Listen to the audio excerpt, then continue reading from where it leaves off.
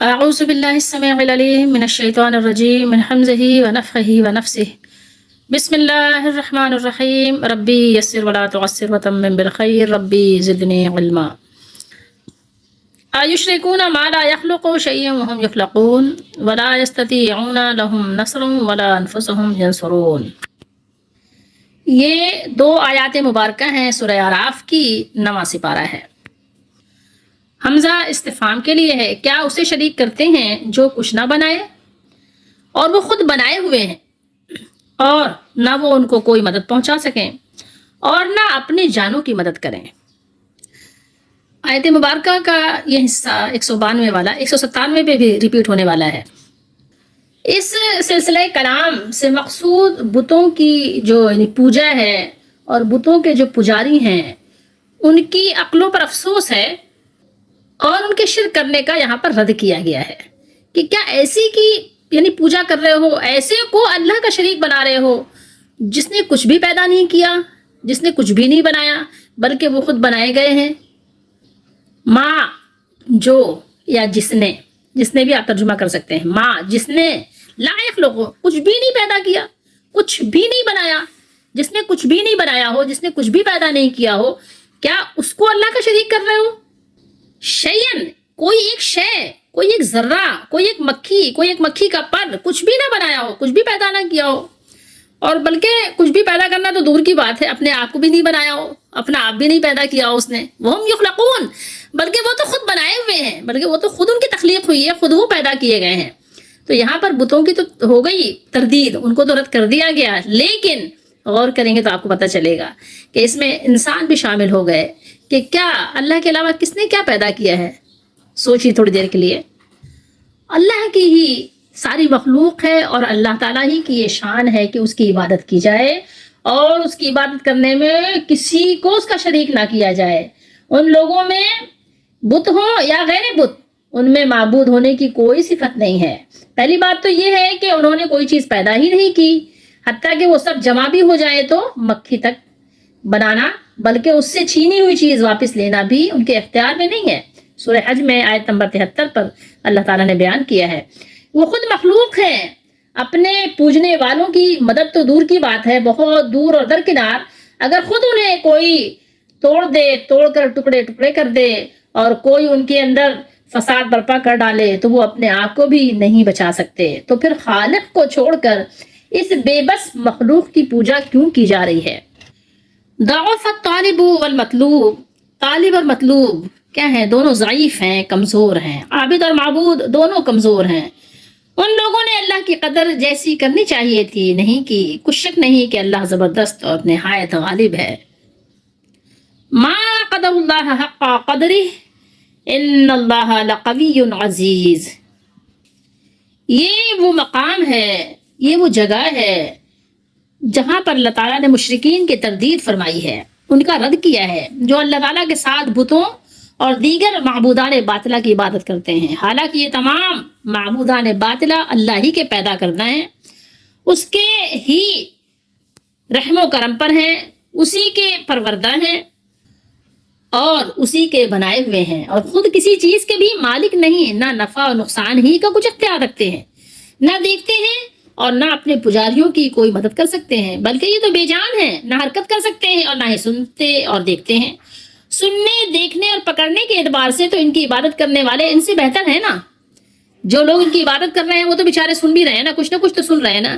چلیں اپنی زندگی میں تو کسی کی تھوڑی بہت مدد بھی کر رہے ہیں نا، جو اسباب کے تحت ہے، اسباب کے تحت تو مدد کر دیتے ہیں نا. کسی کے گٹھر ہی اٹھا کے اس کو سر پہ رکھ دیتے ہیں، کسی کو پانی ہی پلا دیتے ہیں، کسی کو کچھ کمائی محنت مزدوری کر کے کچھ کما کر لا کے دے دیتے ہیں. تو بہرحال یہ تو آپ کہہ سکتے ہیں کہ ان سے بہتر ہے کہ جو بیچارے جن کو آپ پوج رہے ہیں، اگر آپ ان کو دیکھیں تو وہ تو کچھ بھی نہیں کر سکتے. اسی طریقے سے جو قبر والے ہیں وہ تو آپ کا گٹھر اٹھا کے آپ کے سر پہ نہیں رکھ سکتے. اسی طریقے سے جو بتوں کی پوجا ہو رہی وہ بھی نہیں کر سکتے.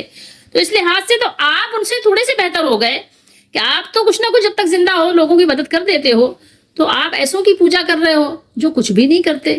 تو یعنی آپ اپنے سے کمتر کی بھی پوجا کر رہے ہو. سوچو تو صحیح کہ کیا کر رہے ہو. سورہ نحل میں اللہ تعالیٰ نے ارشاد فرمایا لا یخلق شیئا وہم یخلقون، اور وہ کچھ بھی پیدا نہیں کر سکتے اور خود پیدا کیے جاتے ہیں. اور بلکہ یہ خود پیدا اور ایجاد کیے گئے ہیں۔ حضرت ابراہیم علیہ السلام نے کیا فرمایا تھا؟ سورہ صافات میں اللہ نے فرمایا آیت نمبر 95 پہ، اتعبدون ما تنحتون، تم ایسی چیزوں کو کیوں پوچھتے ہو جن کو تم خود تراشتے ہو۔ تو یہاں پر غور کرنے کی بات ہے ان لوگوں کے لیے بھی جو بتوں کی پوجا کرتے ہیں، اور ان لوگوں کے لیے بھی جو قبروں پر جا کر طرح طرح کی وہاں حرکات کر رہے ہیں، پرستشی کے ہیں آپ ان کو کر رہے ہیں۔ اب جیسے مثال کے طور پہ لے جاتے ہیں کچھ تیل وغیرہ کی بوتلیں لے جائیں گے، کچھ دیے ٹائپ کے لے جائیں گے تیل کے، وہاں رکھ دیں گے اور پھر اس کو کہیں گے برکت والا ہو گیا، اس کو لگاؤ۔ اب آپ یہ بتائیں، سوچیں تھوڑی دیر کے لیے، خود ہی تو آپ لے گئے وہاں، آپ نے رکھا اور خود ہی آپ نے بتا دیا یہ برکت والا ہو گیا، آپ کے پاس اس کی کوئی دلیل کوئی سند ہے نہیں، لیکن بس اب وہ انہوں نے ایک ذہن بنایا ہوا ہے، اس ذہن کو جو انہوں نے اپنے قیاس آرائی سے تشکیل دیا ہے اس سے وہ باز آنے والے نہیں ہوتے۔ آپ اگر کہیں گے تو کہیں گے نہیں یہ تو گستاخ ہے، تو اولیاء کو مانتا ہی نہیں ہے، بس اتنی بات کہے کہ وہ آپ کو دور کر دیں گے اور آپ کی بات کو سننے سے انکار کر دیں گے۔ بالکل اسی طریقے سے آپ سمجھ لیجئے کہ یعنی عقلوں پہ پردے پڑ گئے ہیں۔ ولا یستطیعون، استطاعت، یہ تو آپ اردو میں بھی بولتے ہیں نا کہ ہمارے یہاں اس کی استطاعت نہیں ہے، نہیں آپ آسان سے لفظوں میں کہیں طاقت نہیں ہے، ٹھیک ہے۔ تو اللہ نے فرمایا کہ ولا یستطیعون لهم نصرا، ٹھیک ہے، دیکھیے یہاں پر نصروں پڑھتے ہیں نا، اور نہ ان کی مدد کی طاقت رکھتے ہیں۔ یہاں بات کیا ہو رہی ہے کہ اپنی عبادت کرنے والوں کی، اور نہ ہی اپنی مدد کر سکتے ہیں۔ دونوں صورتوں میں کی مدد نہیں کر سکتے، نہ اپنی مدد کر سکتے ہیں نہ اپنی عبادت کرنے والوں کی مدد کر سکتے ہیں۔ یعنی بات یہ ہے کہ اگر کوئی ان کے ساتھ برا سلوک کرنا چاہے تو اس وقت یہ خود اپنی مدد بھی نہیں کر سکتے اور اپنے آپ کو اس سے نہیں بچا سکتے، کہ کوئی اگر ان کے ساتھ برا سلوک کرے تو یہ اپنے آپ کو بچا لیں، نہیں بچا سکتے۔ ہمارے سامنے یہ کتاب ہے ضیاء القرآن، ٹھیک ہے، تفسیر لکھی ہے انہوں نے، پیر صاحب نے، یہ پیر صاحب ہیں، تو ان کی بات جو اچھی بات ہو آپ لے لیں۔ انہوں نے بیان کیا ہے، یہ بریلوی فرقے سے تعلق رکھتے ہیں، تو انہوں نے یہ لکھا ہے، دیکھیے آپ کو میں دکھانا چاہ رہی ہوں، توحید کا بیان تب ہی مکمل ہو سکتا ہے جب اس کے ساتھ شرک کا رد بھی کیا جائے۔ کیا کہہ رہے ہیں؟ شرک کا رد بھی کیا جائے۔ چنانچہ اس آیت میں شرک کی تردید کر کے مسئلہ توحید کو پائے تکمیل تک پہنچا دیا، ٹھیک ہے، یہ یہاں پر ان کا بیان ہے، تو ان کے بیان سے آپ کچھ سیکھ لیجئے۔ شرک کے بارے میں اتنی بات جان لینا بھی ہمارے لیے کافی ہے کہ بہت ہی یعنی کہنا چاہیے کہ خطرناک جرم ہے، تو اس لیے اس کی سزا بھی بہت خطرناک ہے، اس لیے اس کا سیکھنا، اس سے بچنا ہمارے لیے از حد بہت زیادہ ضروری عمل ہے۔ تو اس لیے اس پر جتنا زیادہ آپ یعنی کہنا چاہیے کہ سیکھنے کے لیے اپنا وقت لگائیں وہ کم ہے۔ اس کو سیکھیں، اس کا سیکھنا بہت ضروری ہے اور ہم پر لازم ہے، کیونکہ یہ ہماری پہلی ذمہ داری ہے اور بنیادی ذمہ داری ہے۔ اگر اسی میں کمی رہ گئی نا تو باقی پوری بنیاد ہماری ہل جائے گی۔ تو یہ بات سمجھنا بہت ضروری ہے کہ یہ جن کو آپ کچھ سمجھ رہے ہیں وہ چاہے بت ہوں یا قبر والے ہوں، آپ ان کے بارے میں یہ جان لیجئے کہ ان کی اپنی ایسی حالت ہے کہ نہ وہ کسی کا کچھ سنوار سکتے ہیں اور نہ وہ کسی کا کچھ بگاڑ سکتے ہیں۔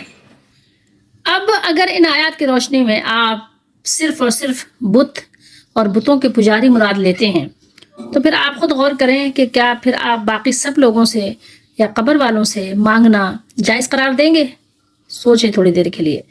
باقی اگر آپ یہ کہتے ہیں کہ صرف اور صرف بت کی بات ہے، صرف بتوں کی پوجا نہیں کرنی، یا صرف کسی کو الہ سمجھ کر اس کو نہیں پوجنا، ادروائز عطائی الہ سمجھ لیں آپ، عطائی طاقت اس کے پاس آ گئی ہے، اللہ تعالیٰ نے اس کو جو ہے یعنی اتنا عطا کر دیا ہے کہ وہ جو چاہے کرے، ٹھیک ہے، جیسے کہ لوگوں نے اشعار لکھا، مصطفیٰ خیر الورا ہو، بخش دو جو چیز چاہو کیونکہ محبوب خدا ہو۔ تو اس طرح سے کیا آپ اس کو جائز قرار دے دیں گے؟ سوچیں تھوڑی دیر کے لیے۔ اگر آپ یہ کہتے ہیں کہ بتوں نے کچھ پیدا نہیں کیا بلکہ وہ خود بنائے گئے ہیں، یہ بات تو ٹھیک ہے، بالکل صحیح ہے کہ بتوں نے کچھ پیدا نہیں کیا، وہ خود بنائے گئے ہیں، تو کیا آپ یہ سمجھتے ہیں کیا انسانوں نے کچھ پیدا کیا ہے؟ میں نے اور آپ نے کچھ پیدا کیا ہے؟ سائنسدانوں نے کچھ پیدا کیا ہے؟ اگر آپ یہ سمجھتے ہیں کہ انہوں نے جہاز بنا لیا، ٹرین بنا لی اور دنیا میں پتہ نہیں کیا کیا بنا لیا، بجلی پیدا کر لی اور بہت کچھ، بہرحال نام گنانے کی ضرورت نہیں ہے، آپ یہ سمجھتے ہیں کہ انہوں نے یہ بہت کچھ بنا لیا، تو کیا آپ یہ سمجھیں گے کہ ان کو پکارا جا سکتا ہے، ان سے مدد مانگی جا سکتی ہے؟ قرآن اور سنت کی روشنی میں جب بھی آپ جواب دیں گے جواب نفی میں ہوگا، کسی کو بھی نہیں پکارا جا سکتا۔ عیسیٰ علیہ السلام جیسی ہستی جو کہ اللہ کے مقرب ہیں، اللہ کے دربار میں وجاہت والے ہیں، ان کو پکارنا جب جائز نہیں ہے، ان سے مدد مانگنا جب جائز نہیں ہے، تو پھر کسی اور سے کیسے ممکن ہو سکتا ہے جب اللہ کے نبی جن کا مرتبہ سب سے بلند و بالا ہے؟ سوچئے تھوڑی دیر کے لیے۔ शैतान इंसान का खुला दुश्मन है, ये तो हम सबको पता है।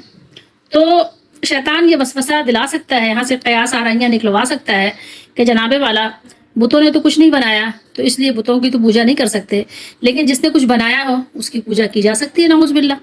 ठीक है, तो अब जिन लोगों ने कुछ बनाया है, इंसानों ने कुछ बनाया है, तो देखें एक तो सबसे बड़ी बात यह है कि उन्होंने जो बनाया है वो अल्लाह की बनाई हुई चीज़ों में से बनाया है।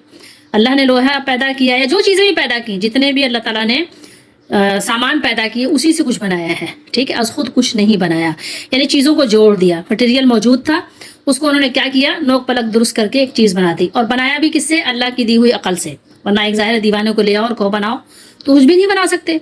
अगर अभी हमारी जो अकल है काम करना छोड़ दे तो हम अपने लिए बेकार हो जाएंगे, अपने लिए कुछ नहीं कर सकते। दूसरी बात यहाँ पर सोचने की ये है कि यहाँ पर शर्म दिलाई जा रही है उन लोगों को कि जो कि अपने से कमतर को पूछते हैं। यहाँ पर ये बात नहीं है कि अपने से ऊंचे को पूजा जा सकता है, ऐसा नहीं है। अगर ऐसा होता तो अंबिया अलैहिस्सलाम की इबादत की जाती, उनके दुनिया के जाने के बाद उनसे मांगा जाता, ये बात हमें बताई जाती, कुरान और हदीस में ये बात मौजूद होती वाज़ेह तौर पर, एक जगह नहीं, बार बार, जैसे कि ये बातें बार बार मौजूद हैं कुरान में भी और हदीस में भी। तो वो बातें हमें नहीं मिलती, तो इसका मतलब है कि उसका वजूद कोई नहीं है। समझ रहे हैं बात को? और दूसरी बात मजीद समझने की क्या है, मजीद इसमें आप बातों से बातें निकालें कि इंसानों ने भी कुछ भी नहीं बनाया, इंसान भी पैदा किए गए हैं। मैं और आप क्या खुद पैदा हुए हैं? अब अपनी हमारी इसमें कोई एफर्ट है हमारी पैदाइश में? नहीं है। हमें अल्लाह ने पैदा किया है, हम खुद पैदा किए गए हैं, हम खुद बनाए गए हैं। ठीक है, ये बात सही है कि बुत भी बनाए गए हैं, लेकिन ये भी बात बिल्कुल सही और दुरुस्त है कि हम भी बनाए गए हैं, पैदा किए गए हैं। हम अपनी पैदाइश के भी मालिक व मुख्तार नहीं थे, तो फिर कैसे मुमकिन है कि हम अपने से ऊंचों की पूजा कर सकते हैं? कोई भी सूरत नहीं है, किसी की भी पूजा नहीं की जा सकती, किसी को भी अल्लाह का शरीक नहीं किया जा सकता। जितना भी ऊंचा मकाम है, जितना भी ऊंचा मर्तबा है, जितना भी बुलंदो बाला, उसका अल्लाह ताला ने दर्जा रखा है, लेकिन उसकी इबादत नहीं की जा सकती, उसको अल्लाह के बराबर नहीं किया जा सकता।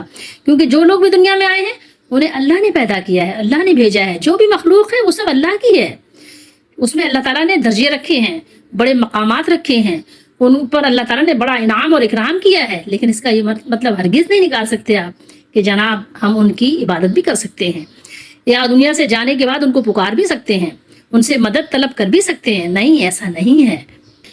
तो इसलिए जब भी इस तरह का कभी कोई वसवसा, कोई ख्याल दिल में आए तो फ़ौरन ला हौला वला कुव्वता इल्ला बिल्लाह पढ़कर अल्लाह ताला से मदद और दस्तगीरी तलब करें। ठीक है, तो बात ये नहीं है कि गुमराह सिर्फ वो लोग हैं जो बुतों की पूजा करते हैं, नहीं। बात यह है कि गुमराह हर वो कोई है जो अल्लाह के अलावा किसी और को भी अल्लाह ताला की सिफात में से शरीक ठहराता है, किसी भी तरह से, किसी भी सूरत में और किसी भी तौर पर। तो इस पर कायम रहना कि अल्लाह हमारा रब है और उस पर जम जाना, डट जाना, साबित कदम रहना, ये बहुत बड़ी सआदतमंदी है। बेशक वो लोग जिन्होंने कहा हमारा रब अल्लाह है, फिर साबित कदम रहे, तो फिर ना उन पर कोई खौफ है और ना उनको कोई गम। ठीक है, वो गमगीन नहीं होंगे, बल्कि वो अहले जन्नत हैं, हमेशा उसमें रहेंगे। जिस किसी ने भी इल्हामी तालीम को अपना लिया वो जन्नत में जाएगा, और जिसने इल्हामी तालीम को ठुकरा दिया वो जहन्नम में जाएगा। और इल्हामी तालीम क्या है? ये किताब इलाही है जो आपके सामने, हमारे सामने मौजूद है। और इसकी वजाहत कहाँ से मिलेगी? इसकी वजाहत हमें मिलेगी नबी करीम सल्लल्लाहु अलैहि वसल्लम के जो फरमान है उनसे। तो ये जिंदगी जो हमारी और आपकी, ये गुजर जाएगी, ये गुजरने वाली है। जैसे भी गुजरे, ऐशो इशरत से या रंजो अलम से, ठीक है, रंजो राहत जिस तौर पर भी गुजरे गुजर जाएगी। लेकिन कामयाब जिंदगी वो है जो कुरान मजीद और हदीस मुबारक के मुताबिक गुजरे। जब रब्बे कायनात के हुजूर पेशी हो तो हर इंसान अपने किए का फल पाएगा। उस दिन कामयाब और नाकाम जिंदगी का पता चलेगा। ये जिंदगी तो एक क्या है, ख्याल है, एक ख्वाब है। कुरान पाक की अगर आप रोशनी में देखेंगे तो कामयाब लोग वो हैं जो ईमान लाए। कैसे ईमान लाए? जैसे कि अल्लाह के रसूल सल्लल्लाहु अलैहि वसल्लम ने सिखाया था, जैसे सहाबा कराम ईमान लाए थे, ठीक है, वैसे ईमान लाए। और फिर क्या करें? फिर अच्छे काम करें, नेक काम करें। तो उनके लिए हैं बागात जिनके नीचे नहरें जारी होंगी, और यही बहुत बड़ी फौजुल कबीर कामयाबी है। तो अपने आप को हर तरह के धोखे और फरेब से बचाएं। धोखे फरेब से बचाना क्या है कि किसी को भी अल्लाह ताला की सिफत में से اللہ کی صفات میں سے کسی کو اللہ کی صفت نہیں دینی. ٹھیک ہے, آپ یہ نہیں کہہ سکتے کہ اللہ تعالیٰ نے اس کو اتنی طاقت دے دی ہے کہ وہ جو چاہے کر سکتا ہے. ایسا نہیں ہے. اللہ تعالیٰ نے ایسی طاقت کسی کو بھی نہیں دی. اگر اللہ نے ایسی طاقت دی ہوتی تو اللہ تعالیٰ بیان بھی فرما دیتے. اللہ نے نبیوں کو معجزات دیے ہیں, لیکن وہ بھی اللہ کے اختیار میں ہوتے ہیں, اور نبیوں کی زندگی میں ان کے معجزات ظہور پذیر ہوتے ہیں. ان کے جانے کے بعد ان کے معجزات نہیں ہوتے. ہاں, ہمارے نبی صلی اللہ علیہ وسلم کا ایک زندہ اور جاوید معجزہ ہے جو یہ کتاب ہے قرآن مجید. یہ آپ صلی اللہ علیہ وسلم کا معجزہ ہے.